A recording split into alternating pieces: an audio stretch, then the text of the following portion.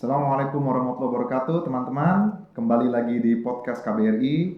Perkenalkan, kali ini saya Ramadan Sultan Purnomo dari fungsi Protkons, ditemani oleh Pak Mas Fikri Mas Fikri, Pak. dari DKKM. Siap. Jadi mungkin teman-teman sudah pernah dengar semua, DKKM ini merupakan rekanan kita. Kita sudah sangat banyak bekerja sama dengan DKKM, khususnya dalam menangani kasus-kasus permasalahan-permasalahan yang telah mahasiswa alami selama di Mesir ini. Dan sebelum saya mulai, saya pertama-tama saya mau mengucapkan terima kasih atas kehadiran uh, Bang Fikri di sini. Luar biasa ini kita Wah, akhirnya luar ketemu biasa, lagi. Pak. Alhamdulillah. Walaupun sering ketemu, Pak ya. Iya, kita sering ketemu tapi pertama kali kita Iya. bicara di sini. Jadi Bang Fikri, ini saya mau punya pertanyaan nih sebelum kita ngobrol lebih lanjut.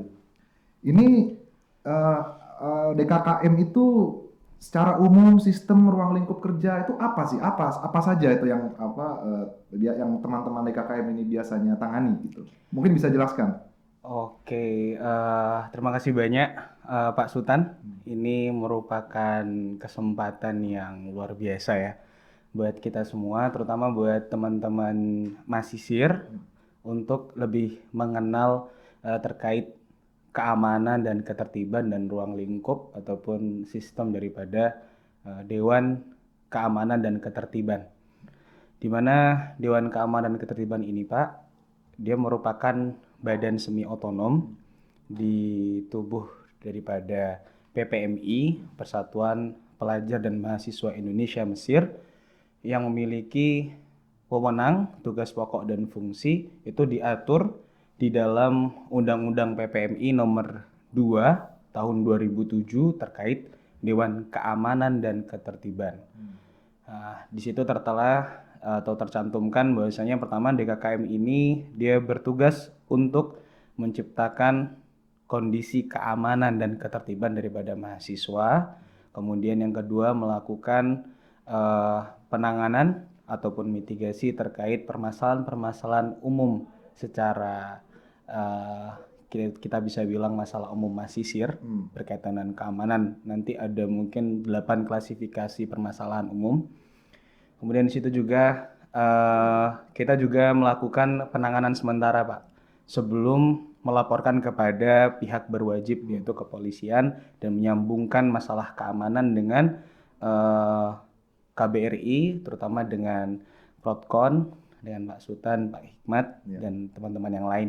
Itu kurang lebih seperti itu, Pak, untuk gambaran daripada tugas pokok kita. Intinya kita mengayomi mahasiswa terkait keamanan dan ketertiban, seperti itu, Pak. Jadi ini penjelasan yang luar biasa detail ini. Jadi memang DKKM ini dari pengalaman kami yang sudah bekerja dengan DKKM, teman-teman DKKM itu memang merupakan pihak pertama yang kalau misalnya teman-teman mahasiswa ada permasalahan, itu teman-teman DKKM paling pertama yang siap membantu dan langsung turun ke lapangan untuk menyelesaikan masalah tersebut. Kita sangat mengapresiasi gini karena kita memang kebetulan sinergi dalam tugas kita, di mana kalau di KBRI ada fungsi Protkons yang kalau misalnya ada warga negara kita yang memiliki permasalahan itu kita memberikan asistensi. Nah, di sini ada DKKM yang sangat berada sebagai perwakilan mahasiswa yang juga memiliki tupoksi yang sama gitu untuk melindungi. Makanya dari itu kita sangat berterima kasih sekali. Nah, kita mau menanyakan nih, lalu aktivitas yang dilaksanakan DKKM, tadi kan dibilang sebagai Dewan Keamanan Mahasiswa. Iya, Pak. Nah, aktivitasnya itu secara lebih rinci itu seperti apa? Mungkin bisa dijelaskan ini, Mas Fikri. Iya, Pak Sultan terkait program kerja ataupun aktivitas DKKM sendiri di lapangan, kita mencantumkan beberapa program kerja, tapi inti kita adalah terkait masalah keamanan dan ketertiban berupa tindakan preventif atau pencegahan. Kemudian yang kedua, penanganan ataupun mitigasi terkait permasalahan-permasalahan mahasiswa. Kemudian dan juga medikalisasi atau pembinaan terkait masalah-masalah yang mungkin bisa dibilang menjadi highlight daripada mahasiswa itu sendiri. Dan dalam pelaksanaannya mungkin kita pengaturan penjadwalan jam malam, dan juga patroli ataupun kita keliling malam untuk menciptakan situasi kondisi aman bagi mahasiswa kita. Kita juga pemetaan tempat tinggal, Pak, terkait di zonasi-zonasi tertentu yang kita rasa rawan tindak kriminal. Dan juga kita melakukan konsultasi, konsolidasi kepada 16 kekeluargaan, karena kita tahu sekarang jumlah mahasiswa yang cukup banyak, 12.000 lebih, di mana hal ini membuat kita sendiri sebenarnya payah, Pak ya, atau kita bisa bilang kita butuh bantuan daripada elemen-elemen mahasiswa untuk saling support terkait keamanan ini. Contoh ada beberapa kegiatan agenda UPPMI mengadakan suatu perkumpulan di mana mengundang massa atau mengundang mahasiswa-mahasiswa. Nah, di situ kita hadir untuk menciptakan keamanan dan kondisi yang tertib seperti itu, Pak, kurang lebih. Nah, tadi saya tertarik nih dengan poin namanya zonasi dan jam malam. Siap. Dan pertama saya mau menanyakan lagi nih, itu total anggota ada berapa kalau DKKM itu? Total anggota sekarang, Pak, kita secara struktural semuanya berjumlah 25 orang. 25. Dari ketua, kemudian wakil, kemudian sekretaris bendahara. Kemudian ini yang menarik di DKKM untuk tahun ini, kita bagi fokus kita di keamanan dan ketertiban dengan fokus yang berbeda. Untuk keamanan 1, Pak, tim keamanan 1 atau divisi keamanan 1 ini lebih fokus kepada permasalahan mahasiswa yang berkaitan dengan pelecehan seksual dan juga kekerasan. Baru yang kedua, kita bagi teman-teman keamanan 2 untuk permasalahan rumah. Kita tahu sendiri permasalahan rumah ini cukup besar di mahasiswa, sering terjadi. Baru keamanan 3, mohon maaf Pak, kebalik. Keamanan 2 ini tentang pencurian atau tindak kriminal, penodongan, pencurian, kemudian penjamretan yang marak di daerah zonasi Asyir dan sebagainya. Baru keamanan 3 ini berkaitan dengan masalah rumah.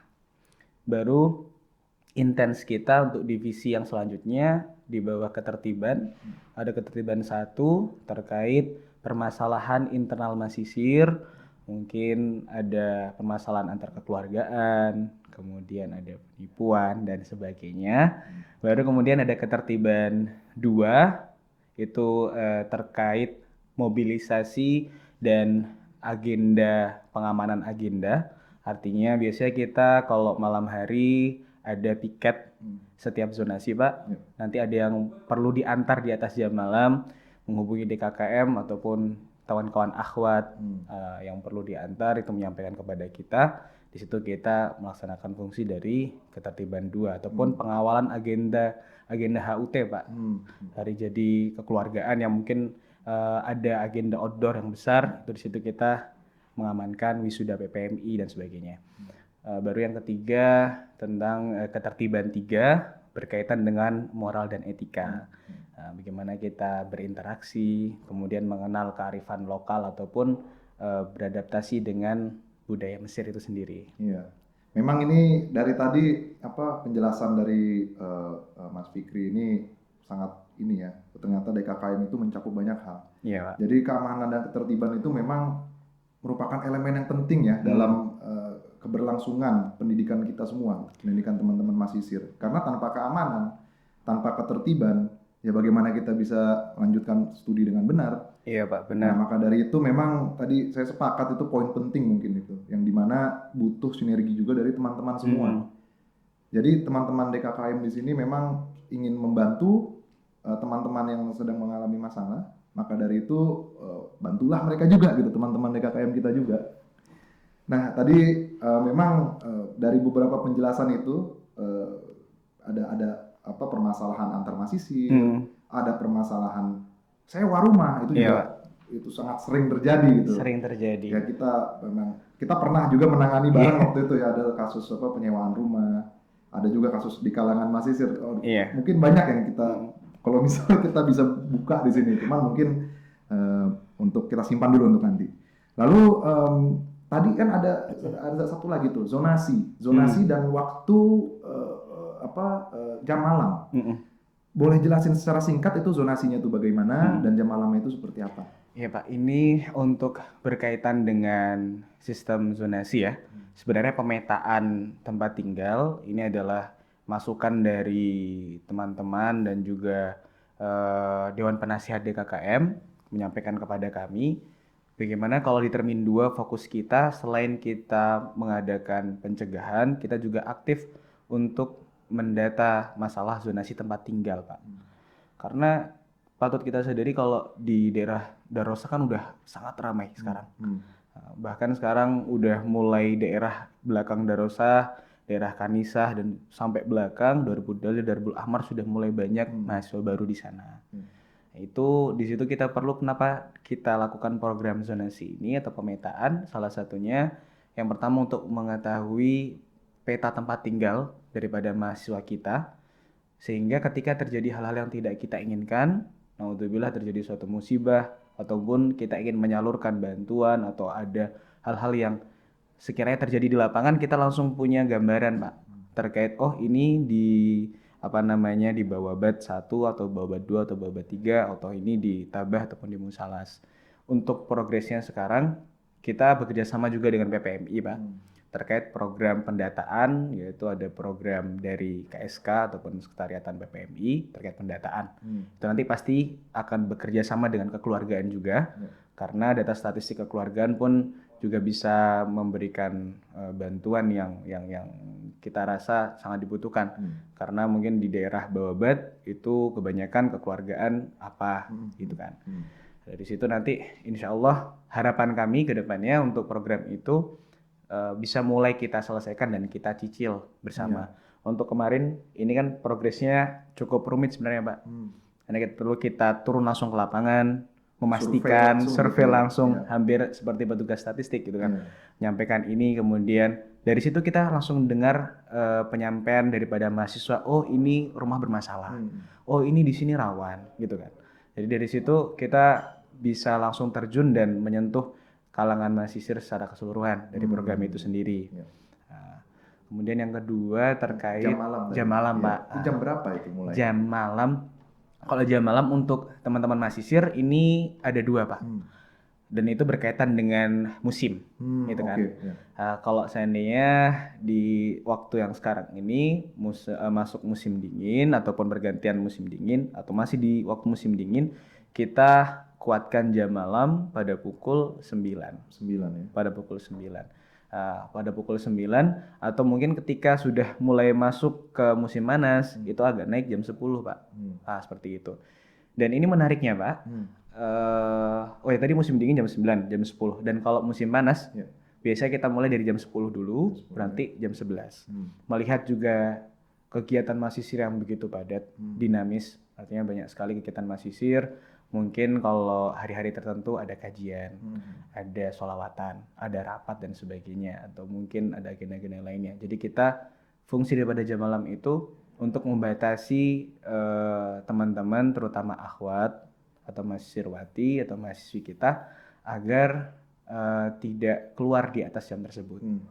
Karena memang dibuktikan dengan survei dari rekapitulasi laporan keamanan, ternyata kalau masa-masa ujian gitu kan sekarang ini berarti sekarang ini sangat menurun tingkat kejahatan ataupun tingkat kriminal. Berarti bisa dikatakan permasalahannya salah satu faktor daripada timbulnya permasalahan itu karena keluarnya mahasiswa atau mahasiswa di atas jam malam tadi. Karena memang kalau kita sampaikan kan Mesir ini unik ya Pak ya. Kalau toko ada yang buka 24 jam, kemudian malam hari lebih hidup gitu kan. Artinya mungkin kita terbawa suasana. Tapi tetap kita harus ingat kalau kita ini di negeri orang. Artinya ada peraturan-peraturan yang tadi kita sempat obrolkan juga. Kalau peraturan itu kadang-kadang kita nggak tahu nih peraturannya bagaimana. Yang penting udah kita sam'an wa ta'atan untuk peraturan ini karena kita di Mesir di negeri orang. Kurang lebih gitu Pak. Betul. Itu memang itu poin penting juga tadi jam malam. Itu memang itu harus kita sendiri prevensi kegiatan prevensi itu dari kita sendiri. Dan tadi jam malam tadi udah ada terbukti statistik dari tadi yang Bang Mas Fikri sampaikan itu memang setelah zaman-zaman ujian seperti ini justru malah Justru malah berkurang. karena orang-orang teman-teman itu lebih banyak untuk tinggal Tinggal di di rumah rumah. masing-masing. Iya, Pak. Nah, mungkin ini semoga hal seperti ini terus berlanjut ya ke depannya ya. Jadi Amin. teman-teman itu terus waspada gitu, saling waspada. Wah, ini sudah malam, lebih baik besok aja lah kita Iya, tunda. iya. Mungkin tuh penting tuh kita teman-teman semua para penonton untuk mencatat hal ini. Lalu lanjut. Tadi kalau misalnya problematika itu apa sih? Tantangannya tuh apa yang di lapangan? Tadi kan sudah ada peraturannya, ada jam malam, ada zonasi. Nah, namun apa tantangannya sendiri gitu dari teman-teman DKKM yang selama ini alami itu apa gitu? Kalau membahas tantangan, Mbak ya, Iya. ini yang menarik ini Nah, sebenarnya. ini mulai kesini makin rame nanti. Iya. Tantangan teman-teman DKKM untuk menciptakan situasi keamanan dan kondusif itu juga kita sebenarnya membandingkan dengan jumlah mahasiswa kita yang 12.000 sekian dan jumlah kita yang 25 orang. Ya. Berarti otomatis kita butuh support yang sangat dengan kekeluargaan di Mesir atau 16 kekeluargaan di Mesir, dan alhamdulillah sampai detik ini kita coba membangun koordinasi yang baik.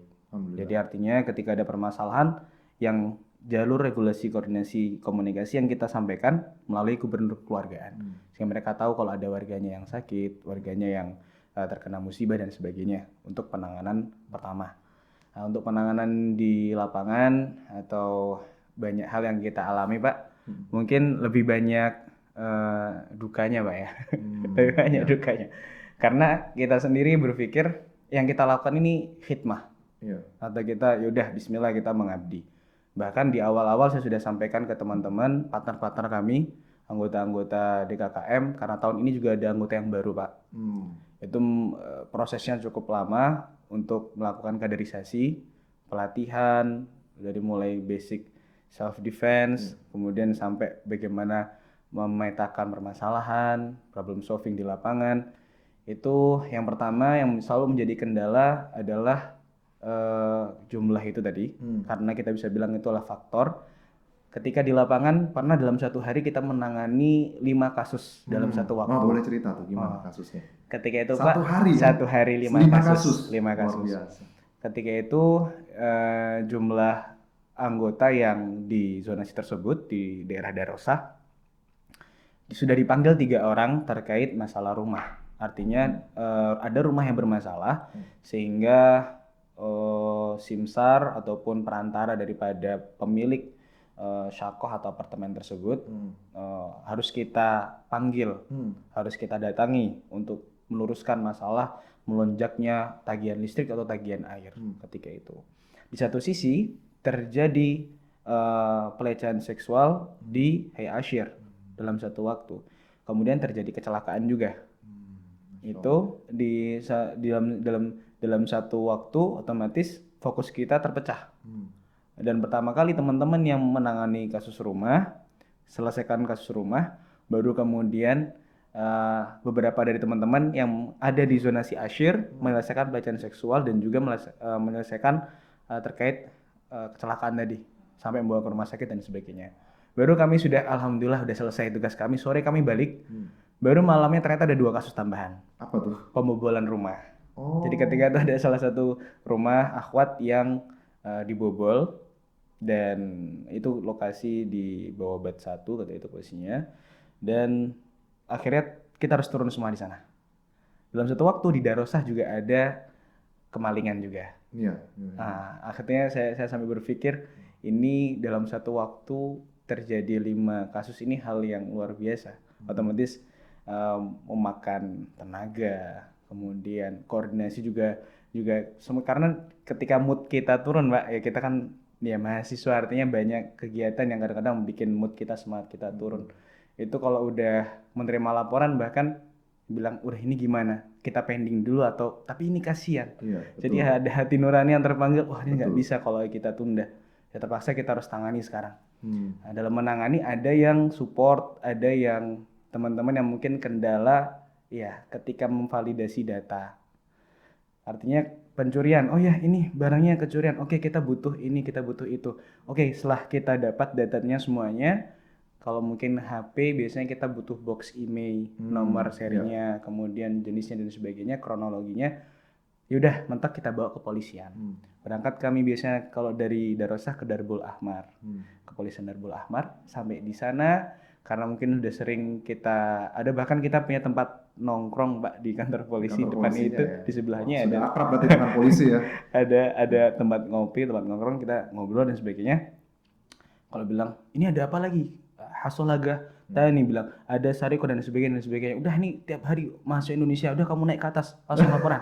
Saya langsung ke atas, saya bilang pertama kita selalu disuruh nunggu. Ya itu memang prosedural ya, nggak apa-apa. Tapi mungkin yang bikin kita ilfeel ya nunggunya lama. Kadang-kadang kalau sudah benar-benar wah ini udah, kami dari zuhur pernah kami 1 hari full. Dari pagi jam 10 disuruh datang jam 10 Pak.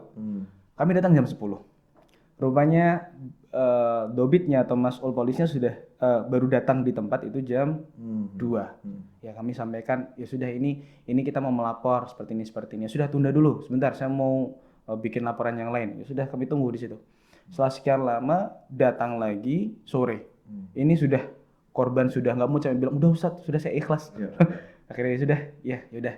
Akhirnya besok kita datang lagi, memang harus dikejar. Betul. Ini kendala terbesar kita Pak. Artinya laporannya dari pihak kepolisian lambat, sehingga di situ bahkan kami berpikir ini apakah ada solusi lain. Alhamdulillah kita selalu berkonsultasi kepada teman-teman dari KBRI terkait bagaimana, dan alhamdulillah dari Bapak KBRI termasuk dari Protkon bisa memberikan jalan keluar untuk itu, menyampaikan KNS yang kemarin rekapitulasi kasus pencurian. Alhamdulillah mahdzurnya sudah kita sampaikan dan itu sudah sampai juga. Iya, itu membuat kita lega. Artinya memang kadang-kadang itu kendala terbesar Pak di lapangan. Ketika ya ini siapa sih mahasiswa biasa gitu kan, kita nggak punya power masuk ke sana, ya otomatis kita harus menyampaikan kepada dari pihak KBRI, dari Bapak KBRI untuk bisa membantu terkait hal itu. Dan alhamdulillah kemarin ini sangat melegakan terkait penyelesaian masalah yang kemarin. Nah, itu tadi tuh memang perjuangannya tuh luar biasa teman-teman DKKM ini, karena memang tidak mudah gitu bermuamalah dengan orang-orang sekitar ya, maksudnya teman-teman dari kepolisian atau dari aparat-aparat terkait, itu memang bukan hal yang mudah. Jadi memang seperti itu, memang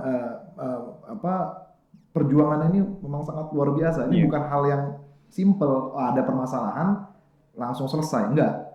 Ini memang perlu proses, dan karena tadi kita bahas di awal ini adalah negara orang, ya kita ikuti permainannya. Ya memang begitu, suka atau tidak suka. Maka dari itu tadi kita balik lagi bahwa preventif itu adalah sebenarnya yang paling penting dari kita sendiri. Benar Pak. Kalau bisa ya jangan sampai kejadian yang begini, kan begitu. Maka tadi itu sangat luar biasa tadi Mas Fikri tadi bilang bahwa ya ada jam malam itu kan untuk prevensi untuk supaya tidak terjadi. Nah itu tuh memang harus jadi catatan buat kita semua tuh, makan buat kita semua yang ada di sini tanpa terkecuali, karena kita di negeri orang dan kita ayolah kita sama-sama mengingatkan gitu. Kalau bisa jangan sampai terjadi hal yang tidak diinginkan.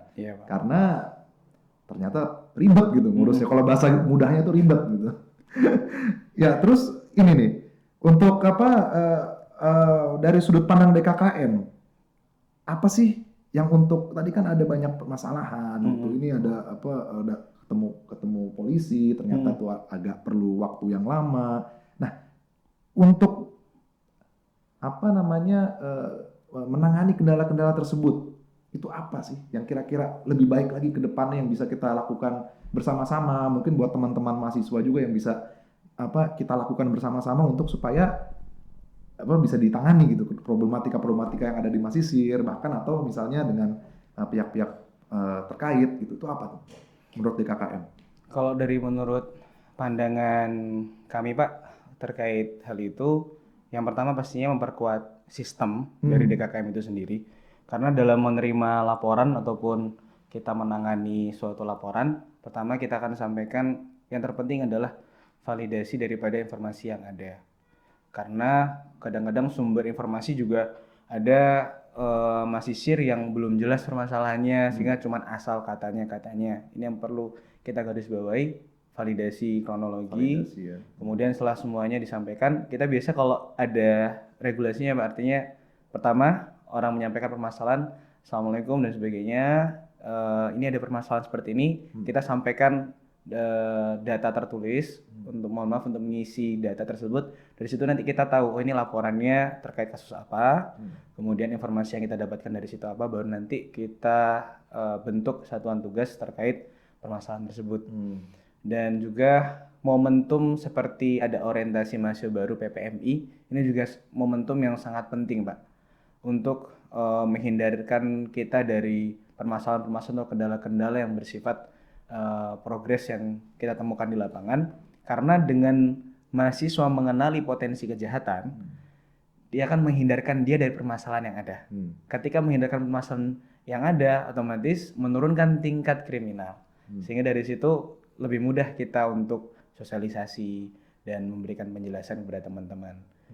Dan masalahnya kalau di rumah sekarang ini, Anda juga berpikir Pak, saya juga berpikir terkait mahasiswa baru kita. Mereka tinggal kadang-kadang tidak tersentuh oleh senior. Ini yang membuat pemahaman mereka sangat kurang dan tingkat adaptasi mereka dengan lingkungan Mesir yang baru sangat kurang. Karena mereka seakan-akan udah tinggal di sini di negeri orang, belum paham saya mau tujuan utama saya seperti apa, takutnya nanti yaminan wa shimalan, gitu kan, takutnya seperti itu. Ini yang perlu kita garis bawahi. Makanya ketika momentum seperti orientasi mahasiswa baru, salah satunya di situ kita sampaikan terkait gambaran permasalahan yang ada di Masisir dan bagaimana langkah untuk pencegahan ataupun menanganinya, dan semoga ini bisa memberikan jalan keluar untuk kendala-kendala yang kita ada. Karena satu-satunya jalan keluar adalah yang mengurangi tingkat masalah tadi. Tadi kalau boleh cerita sedikit tadi kan terkait itu ya, teman-teman mahasiswa baru.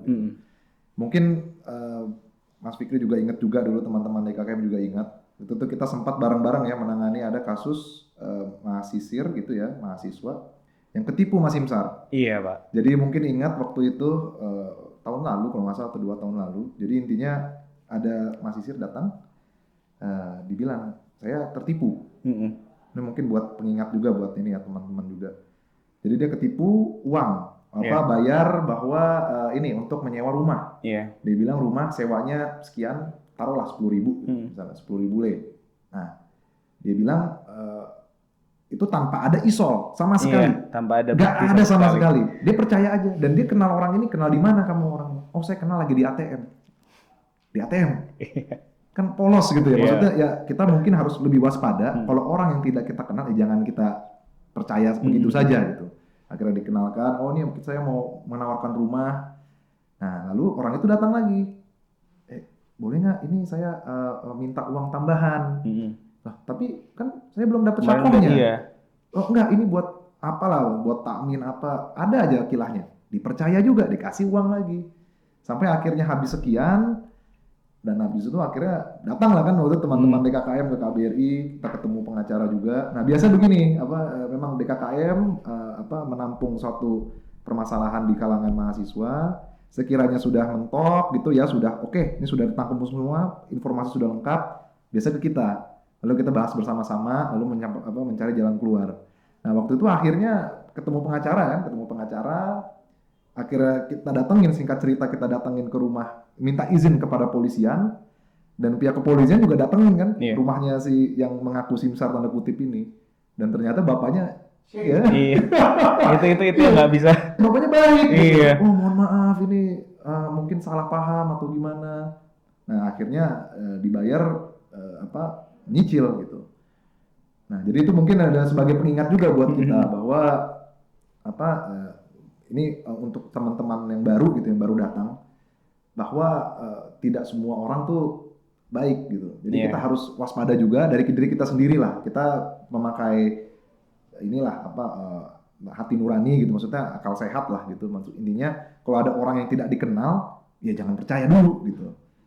Nah itu loh, mungkin tadi nambah ke situ aja tadi. Nah tadi lanjut, ini Mas Fikri ini nih salah satu orang yang paling aktif nih. Kalau DKKM itu yang turun ke lapangan, yang kalau misalnya ada permasalahan dengan orang Mesir tuh biasanya bisa Wah, Oh, iya. itulah agak keras sedikit lah gitu. Jadi yang penting untuk mencapai keadilan buat kita semua gitu. Karena banyak korban yang sudah dizolimi tanda kutip oleh seseorang lah di jalanan gitu, namun tidak punya keberanian atau kemauan untuk melawan balik. Nah, Mas Fikri ini kita kenal lah, memang sangat aktif justru untuk membela teman-teman yang dalam posisi kesulitan seperti itu. Nah, mungkin bisa cerita gitu, satu cerita lah mungkin yang paling buat jadi gambaran gitu. Jadi bagaimana menantangnya gitu dalam tanggung jawab sebagai anggota DKKM gitu. Gimana, Mas? Cerita. Pernah ada pengalaman dulu Pak. Hmm. Eh, Malam hari ketika itu, posisi jam 10 malam, saya bertepatan tinggal di asrama Buus. Hmm. Ketika itu saya sudah balik ke asrama. Kemudian HP berdering, ada yang nelpon.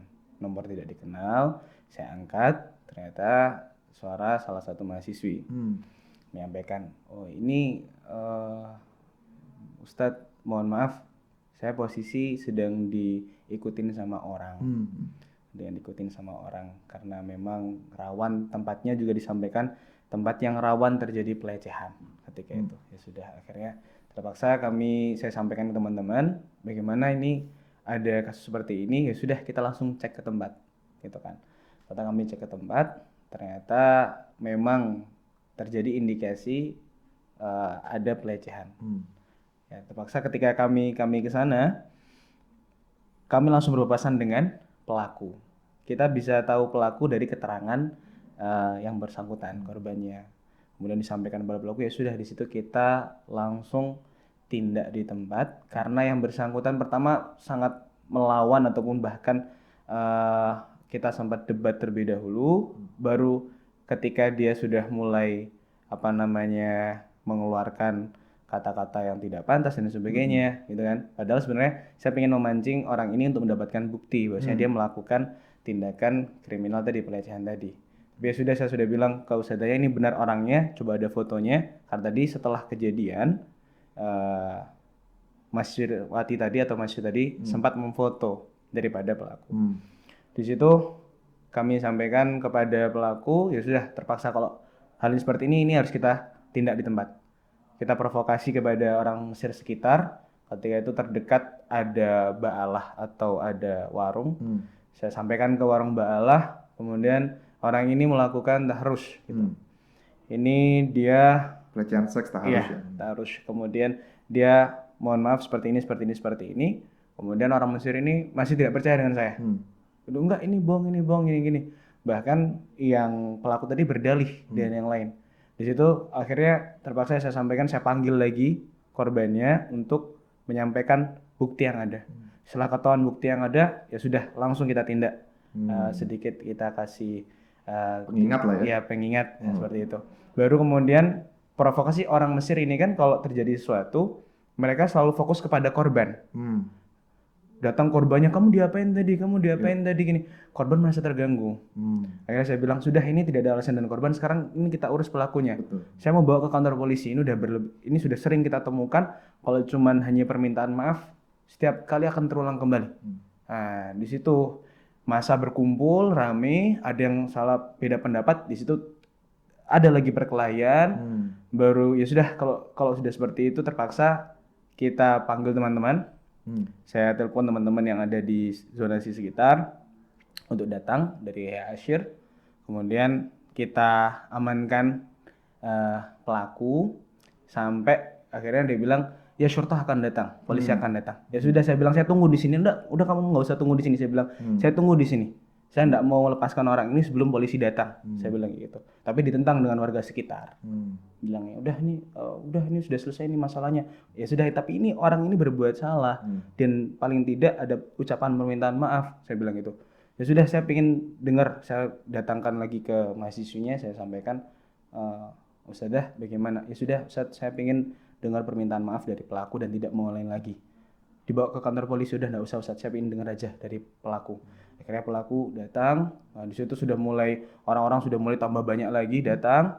Saya bilang, ya bagaimana penyampaiannya? Ketika dia mau menyampaikan situ, datang salah satu keluarga dari pelaku. Itu marah besar. Dia bilang kamu ini aib keluarga, kamu ini mana. Karena memang sebenarnya ya pelecehan itu aib di Mesir. Nah, sampaikan situ, alhamdulillahnya korban sudah tenang, kemudian mahasiswanya udah tenang, ya sudah, ini ahlan untuk kembali lagi ke asrama, yang pelaku ini diselesaikan secara jalur kekeluargaan. Nah, di situ saya sebenarnya sudah deg-degan, banyak deg-degannya sebenarnya. Deg-degan ini gimana kalau seandainya nanti terjadi hal yang tidak diinginkan atau mungkin apa, tapi ya udah tawakal Allah. Yang penting kita siap badan, udah jalan, udah kalau ada nih jalan, nah, Bismillah. Luar biasa, memang niat untuk membantu orang lain itu ya. Jadi yang pertama niat kita adalah untuk membantu orang lain dan mencari keadilan itu. Iya, Pak. Memang tadi sebagaimana tadi Mas Fikri sampaikan ini, memang keadaan sekitar itu ya seperti itu, di lapangan itu seperti itu. Iya. Yang mungkin tadi dibilang bahwa orang lebih peduli kepada korbannya, justru pelakunya dibilang bebas. Iya. Ya, itu malah itulah budaya-budaya yang harus kita pahami bahwa budaya sekitar ini mungkin berbeda gitu. Maka dari itu di sini peran teman-teman ini sangat penting, di mana untuk di satu sisi untuk bagaimana teman-teman kita ini yang masih yang ada di sekarang ini di Mesir itu untuk bisa terhindari dari hal-hal yang tidak diinginkan seperti itu tadi. Nah, jadi itu memang poin penting ya. Mungkin perlu kita ingat juga bahwa untuk dari teman-teman DKKM ini itu banyak sekali gitu. Kalau misalnya ini baru satu loh. Dari satu. Lalu kalau misalnya cerita, saya yakin ada banyak banget ini kalau misalnya mau kita ini ya mau diceritakan nih. Memang menarik gitu. Tapi perlu sesi khusus nih. Iya. Lalu ini sebelum terakhir nih. Nah, ini ada nggak himbauan atau harapan dari DKKM gitu ya untuk terkait keamanan yang isu keamanan untuk para mahasiswa gitu, himbauannya itu apa gitu? Ya, Pak. Kita bisa nyampaikan imbauan ataupun hal-hal yang berkaitan dengan reminder atau pengingat buat teman-teman biasanya setelah kita lakukan rekapitulasi kasus, Pak. Artinya setiap bulan, setiap 3 bulan sekali ada triwulan dan juga setiap bulannya kita rekap dari 8 klasifikasi tadi. Yang pertama kehilangan barang. Ini yang selalu jadi tren di mana-mana. Mahasiswa lupa naruh paspor, mahasiswa lupa naruh tas, dompet jatuh dan sebagainya. Sehingga rame laporan kehilangan barang. Itu menjadi permasalahan nomor 1 yang highlight-nya kasusnya bisa dalam 1 hari bahkan bisa 3 kali kasus kehilangan barang. Allah. Baru yang kedua 3 kali mas. Ketika mungkin korban berbeda, ada yang barang paling sering adalah identitas dan juga tas ataupun dompet, itu yang paling sering. Kemudian yang kedua terkait kasus tindak kriminal pencurian yang kemarin hari 3 bulan terakhir marak-maraknya di Darosah itu menempati urutan kedua. Pencurian, penodongan, penjamretan, tuk-tuk, motor itu paling sering di beberapa wilayah yang kita anggap zona yang tidak aman. Kemudian yang kasus yang ketiga yang cukup besar adalah konflik internal mahasiswa. Itu terkait beberapa kasus antar mahasiswa yang perlu kita tangani. Itu highlight 3 kasus yang paling tinggi. Baru sisanya ada masalah rumah, kemudian masalah kecelakaan, masalah rumah, dan sampai masalah moral dan etika. Jadi setelah kita mengkaji dari kasus-kasus tersebut, highlight 3 kasus ini berarti imbauan yang kita perkuat adalah dari rekapitulasi kasus tadi.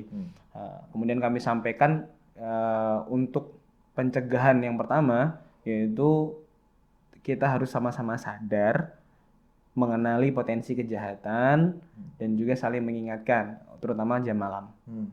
Karena tadi jam malam adalah indikator nyata kasus seksual keamanan yang di 1 bulan terakhir ini sangat menurun kasus kriminal yang terjadi karena teman-teman taat dan patuh ataupun paham terkait jam malam itu sendiri. Berarti kebanyakan itu terjadi di malam hari ya? Kebanyakan terjadi di malam hari dan juga tapi berbeda juga, ada berapa patokan kasus Pak, ada pattern-patternnya sendiri. Kalau memang pagi itu paling banyak kasusnya apa? Kasusnya pencurian. Pencurian pagi ya? Pagi pencurian. Oh. Pagi pencurian juga termasuk pelecehan seksual Pak, karena pagi. Pagi jam Pagi subuh atau jam 6 sampai jam 10. itu Jam 6 sampai jam pelecehan 10 justru ya? pelecehan seksual karena Oh, aktivitas Mesir mulai padat jam 10 ke atas. betul. Sebelum itu sangat sepi dan mungkin ketika itu ada kajian-kajian dan mohon maaf terjadi pelecehan seksual di tempat-tempat tertentu. Itu yang perlu kita sampaikan. Dan yang kedua juga terkait moral dan etika. Ini selalu kita sampaikan karena kita di negeri orang ada hal-hal terkait interaksi, terkait bagaimana kita ngobrol ataupun menyampaikan sesuatu dan orang Mesir, kita naik kendaraan, apa saja yang harus dijaga, gitu kan. Bahkan di kendaraan umum ada adab-adabnya, gitu kan. Ini yang selalu kita tekankan, kita sampaikan. Ini semua nanti ujung tombaknya ada ketika orientasi mahasiswa baru. Itu imbauan yang kita selalu sampaikan. Dan yang paling kita tekankan adalah pencegahan itu sendiri. Karena kalau untuk penanganan, kita semua tahu di negeri orang kita sangat sulit masuk ke ranah hukum tersebut, tapi kita akan usahakan sebaik mungkin, semaksimal mungkin, tapi lebih baik daripada terjadi.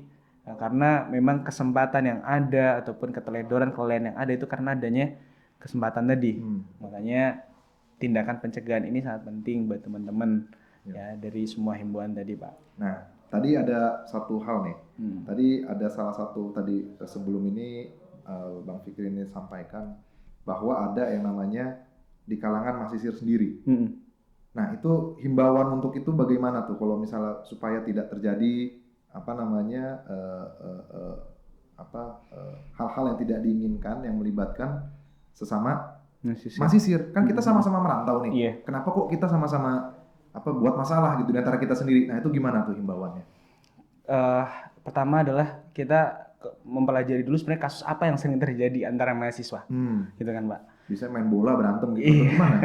Jadi kalau antara mahasiswa biasanya karena setiap orang memiliki latar belakang yang berbeda. Dipaksa di Mesir dengan perbedaan ragam budaya tadi, kita masuk dalam hegemoni sosial yang cukup banyak berinteraksi satu sama lain. Satu rumah terdiri dari banyak suku, berbeda cara bersikap, memiliki pemahaman yang juga berbeda, watak yang berbeda. Itu yang sebenarnya menjadi sumber. Kalau ditarik lagi sumbernya adalah ego pribadi. Itu yang paling pertama. Dan yang kedua kurangnya masuknya nasihat dan bimbingan daripada yang lebih tua ataupun senior, bahasa kita seperti itu. Ini yang sebenarnya dua faktor yang sering terjadi menyebabkan ya tadi hal sepele dari perkelahian, mungkin dari asal ujaran-ujaran kebencian, mungkin mengejek atau apa yang membuat hati tersakiti, akhirnya terjadi pemukulan. Ini alhamdulillah dalam 1 tahun ini kita bisa sangat meminimalisir, bahkan belum ada laporan-laporan yang masuk terkait hal itu. Alhamdulillah. Artinya mahasiswa bisa saling merangkul. Itu kan fungsi daripada adanya 16 kekeluargaan yang alhamdulillah setiap kekeluargaan memiliki kepala daripada gubernur dan wakil gubernur yang saling merangkul satu sama lain. Itu yang positifnya di situ. Mungkin yang sekarang marak-maraknya karena sudah di mahasiswa ini tingkat hal-hal yang baru, mempelajari hal yang baru, trennya cepat masuk. Di Indonesia tren investasi masuk ke sini. Itu kalau hal yang sering kita temukan terjadi kasus investasi bodong. Kemudian terjadi kasus penipuan transaksi jual beli barang. Itu yang menjadi pokok permasalahan, sehingga untuk mendamaikan antara satu mahasiswa ke mahasiswa lain kita harus duduk tenang. Duduk tenang secara kekeluargaan, ayo ini masalahnya di mana, melibatkan teman-teman kekeluargaan. Ini yang sekarang sering terjadi. Baru ada beberapa hal yang mungkin yang perlu kita garis bawahi terkait moral dan etika. Moral dan etika, bagaimana bersikap teman-teman satu sama lain, atau mungkin ada adab-adab yang perlu kita jaga, tempat-tempat yang perlu kita jaga, ada hal-hal yang tidak boleh kita lakukan di sana, tidak boleh melakukan contoh merokok di sembarang tempat. Ini adalah hal yang kita anggap aib untuk semua mahasiswa, dan itu kita coba untuk mengingatkan lewatnya pendekatan secara personal. Coba ini orang dari kekeluargaan mana, oh ya ini dari sini, ya sudah kita sampaikan kepada seniornya.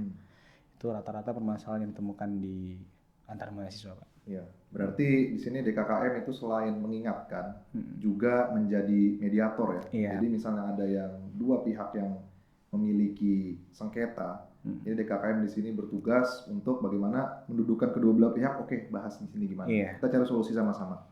Nah, tapi kan itu juga perlu kerjasama dari mereka juga kan. Iya Pak, Nah, benar. itu mungkin teman-teman kalau misalnya ada permasalahan, memang cobalah dibahas bersama-sama sebelum mengambil tindakan-tindakan yang justru di luar dari akal gitu. Iya. Mungkin kita bisa duduk bersama, teman-teman DKKM sini siap juga untuk memediasi sekiranya, semoga tidak ada, sekiranya ada permasalahan di kalangan kita sendiri. Tapi mungkin saya boleh nambah pesan juga ya, melengkapi tadi. Ya karena kita sama-sama merantau ya. Iya Pak. Kita sama-sama merantau di sini di negara orang. Ya sudahlah, kita bahu-membahu lah. Iya. Jangan kita saling nusuk teman kita, saudara kita sendiri Iya. gitu. Ya, ini kan bagaimanapun juga walaupun asal saya dari Sumatera, asal Mas Fikri ini saya tahu dari Blitar kan, Iya Pak. dari Blitar. Nah itu bukan berarti meskipun kita jauh, cuman tetap kita Indonesia. Gitu. Iya, Kita iya, sama-sama membantu lah. Kita sama-sama saling mengingatkan supaya kita semua nih masing-masing bisa mengerjakan, yang belajar bisa belajar dengan baik sampai lulus. Amin. Yang saya bertugas di sini ya bisa bertugas sampai selesai gitu. Ya mungkin itu. Nah ini sebelum penutup nih, apa ada hal-hal lainkah yang untuk disampaikan oleh DKKM terkait keamanan, terkait apa atau himbauan singkat kata atau apapun itu, mungkin ke pemirsa gitu teman-teman.